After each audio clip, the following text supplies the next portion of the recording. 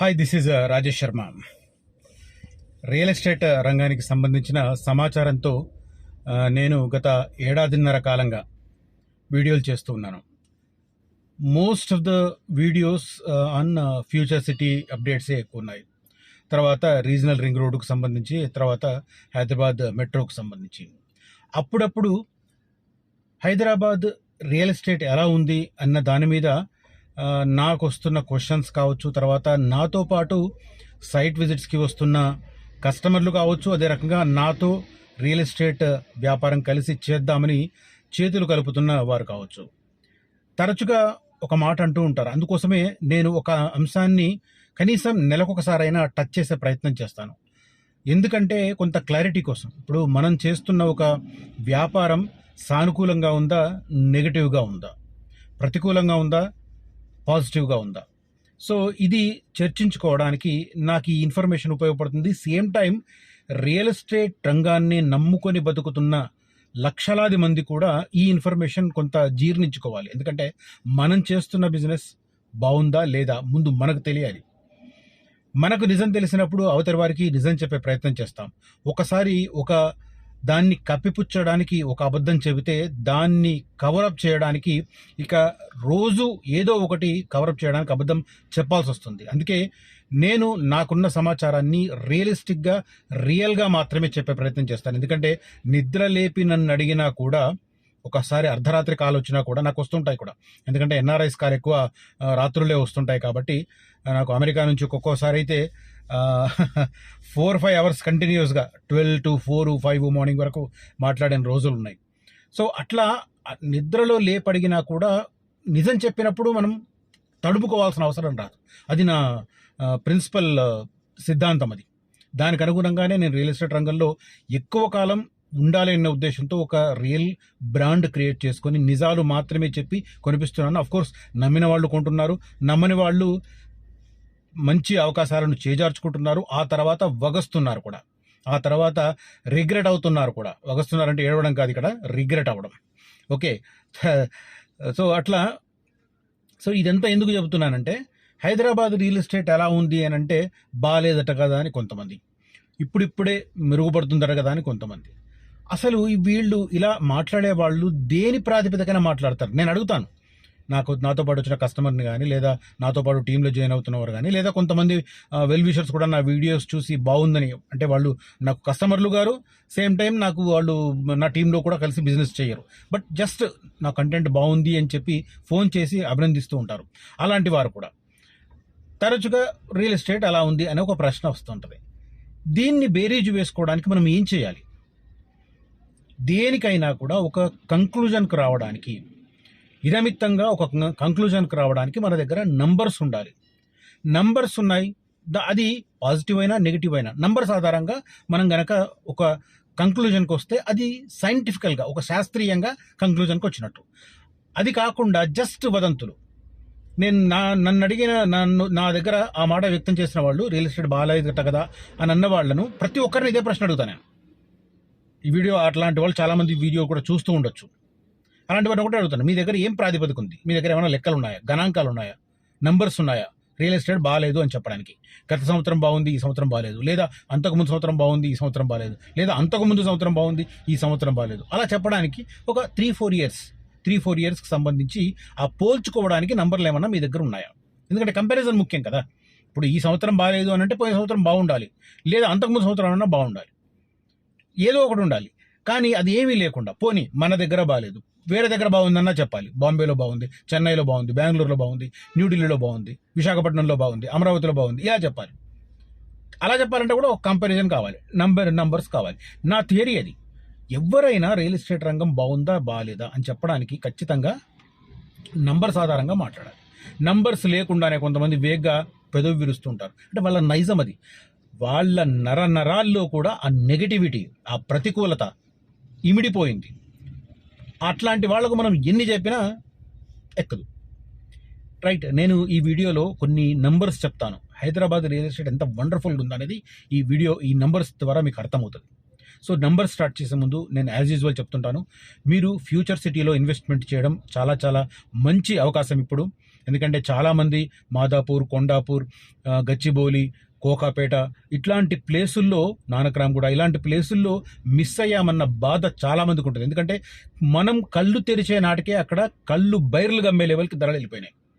నిజానికి 1998, 99, 2000, 2001, 2 వరకు ఆ 5 ఏళ్ల పాటు కళ్ళు మనం తెరుచుకొని చూసి అక్కడ ఇన్వెస్ట్ చేస్తుంటే ఇవాళ అద్భుతమైన లాభాలు పొందేవాళ్ళం.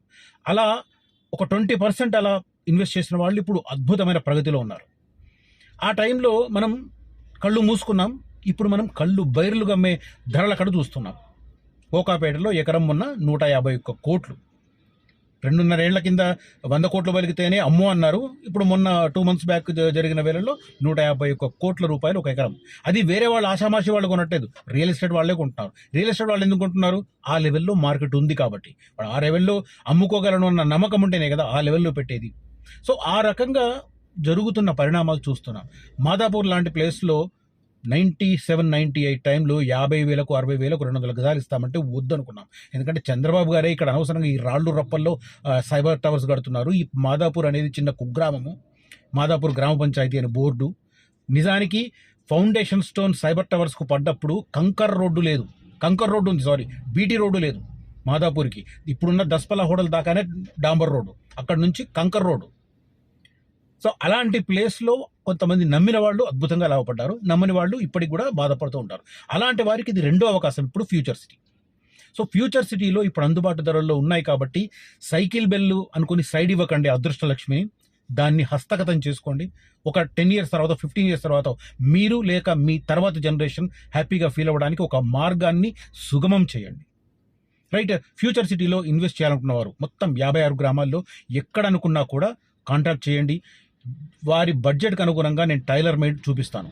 దేనికైనా బడ్జెట్ ఉంటుంది. ఇప్పుడు శ్రీశైలం రోడ్ అనుకోండి, అబ్నార్మల్ బడ్జెట్కి వెళ్ళిపోయింది. సాగర్ రోడ్ ఇప్పుడిప్పుడే పెరుగుతున్నది.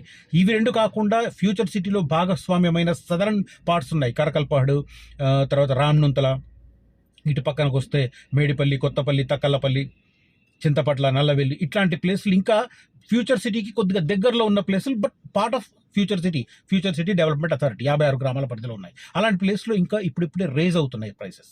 సో ఏదైనా ఒకటి ఫ్యూచర్ సిటీలో ఫస్ట్ కోర్ ఏరియా అయినా లేకపోతే మిగతా 56 గ్రామాల పరిధిలో అయినా సూనర్ ఆర్ లేటర్ డెవలప్ అవుతాయి. కోర్ ఏరియా అయితేనేమో ఫాస్ట్గా వచ్చే 3-4 ఏళ్లలో డెవలప్ అవుతుంది. మిగతా ఏరియాస్ కొంత టైం ఎక్కువ పడుతుంది, 10 ఏళ్ల వరకు టార్గెట్. ఈ రకంగా బడ్జెట్ అనుగుణంగా ఏదైనా పిండి కొద్దీ రొట్టె. ఇప్పుడు మన దగ్గర డబ్బులు ఎక్కువ ఉన్నాయి, మంచి ప్రీమియం ప్లేస్లో తీసుకోవచ్చు.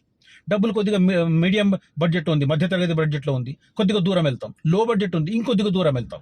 బట్ దూరము వెళ్ళలేము, ప్రీమియం కావాలి అంటే అది అవ్వ కావాలి బువ్వ కావాలన్నట్టు ఉంటుంది. అది రెండు సాధ్యం కాదు అక్కడ.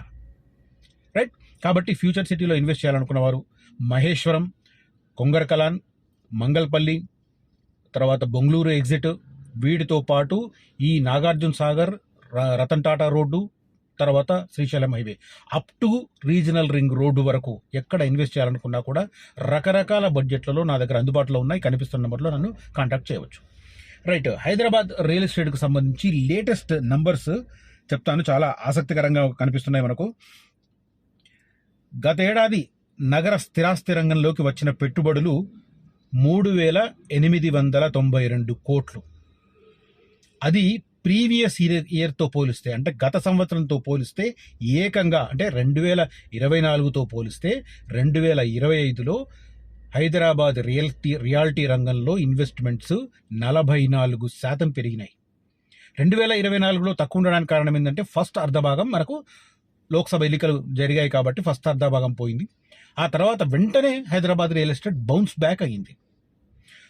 3,892 కోట్ల రూపాయలు ఒక సంవత్సరంలో, అంటే 2025లో హైదరాబాద్ రియాలిటీ రంగంలో ఇన్వెస్ట్మెంట్స్ ఇవి. మిగతా నగరాలతో పోల్చుకుంటే హైదరాబాద్ ద బెస్ట్.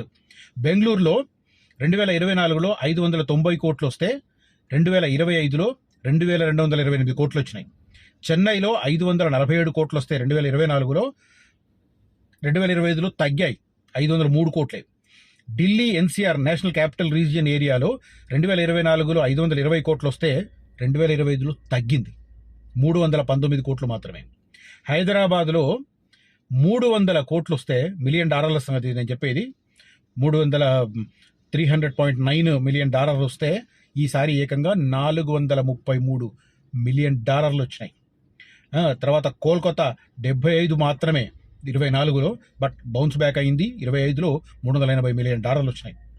తర్వాత ముంబైలో సూపర్ ముంబై 1581 2024లో వస్తే 2025కి వచ్చేసరికి 1809.5 మిలియన్ డాలర్ల ఇన్వెస్ట్మెంట్ వచ్చింది. పూణేలో 2024లో 369 మిలియన్ డాలర్లు వస్తే అది పెరిగి 465 మిలియన్ డాలర్లు అయింది 2025లో. ఓవరాల్గా మిగతా నగరాలకు సంబంధించి కూడా చూస్తున్నాం. బట్ హైదరాబాద్కు సంబంధించి మాత్రం అద్భుతంగా హైదరాబాద్ రియల్ ఎస్టేట్లో పెట్టుబడుల వరద పారుతోంది. గతేడాది సిటీ స్థిరాస్తి రంగంలోకి 3,892 రిపీట్ 3,892 crores ఇన్వెస్ట్మెంట్ వస్తే 2024లో వచ్చిన 2,704 కోట్లతో పోలిస్తే ఇది ఏకంగా 44% అధికం. 2025లో దేశంలోని 8 ప్రధాన మెట్రోల్లోకి 8,474 మిలియన్ డాలర్ల పెట్టుబడి వస్తాయి. ఇందులో 5% వాటా హైదరాబాద్ది. That is the capability of potentiality of Hyderabad real estate market. ఇది భారత రియల్ ఎస్టేట్ రంగానికి హైదరాబాద్ ఒక గుండెకాయలుగా మారుతుండడానికి ఇది ఒక ఉదాహరణ.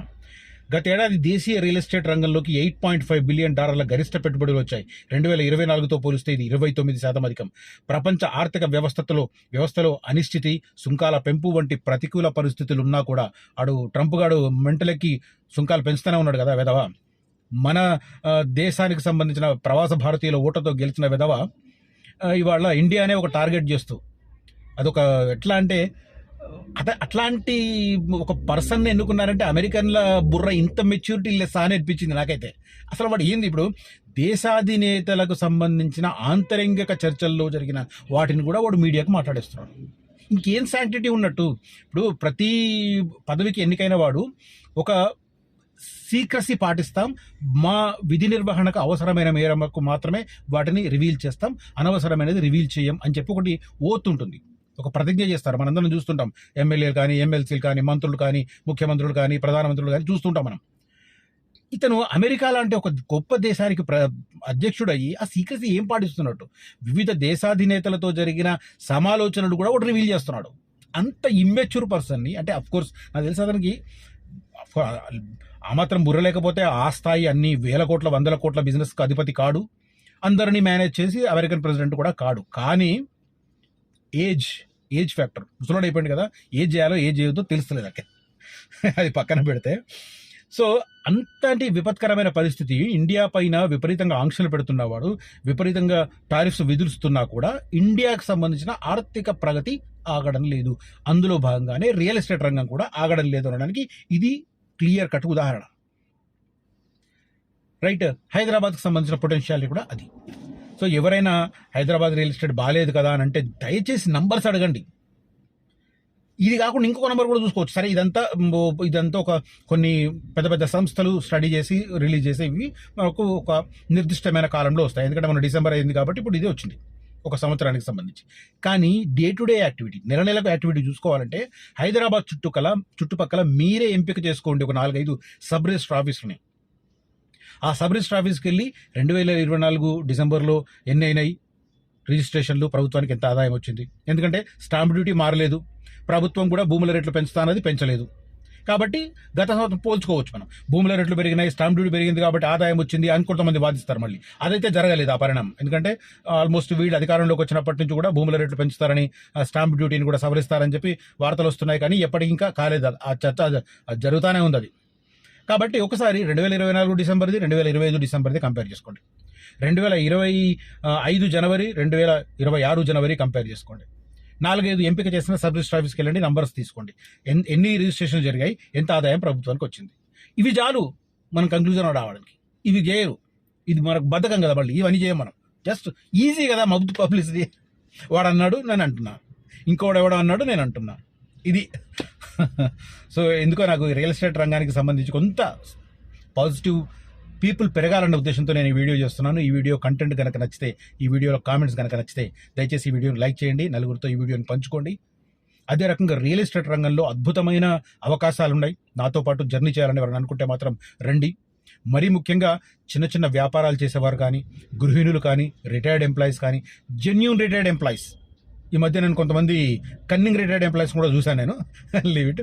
సో అలాంటి వారు టైం ఇచ్చి 4 రాళ్ళు సంపాదించుకుందాం అనుకున్నవారు, ఎక్కువ శ్రమ లేకుండా మంచి ప్రోడక్ట్ ఇచ్చి, అది కూడా ఎవరిని మోసం చేసి కాదు, వాళ్ళకు అద్భుతమైన రియల్ ఎస్టేట్లో అమ్మినప్పుడు మాత్రమే ఏజెంట్లు, రియల్ ఎస్టేట్ సంస్థలు లాభపడేవి. కానీ భూములు కొన్నవారు, భూమి మీద ఇన్వెస్ట్ చేసిన వాళ్ళు రేపొద్దున ఒక 5 ఏళ్లకో 10 ఏళ్లకో అది 4 రెట్లు 5 రెట్లు అయినప్పుడు రూపాయి వెనక్కి తీసుకొచ్చి ఇవ్వరు.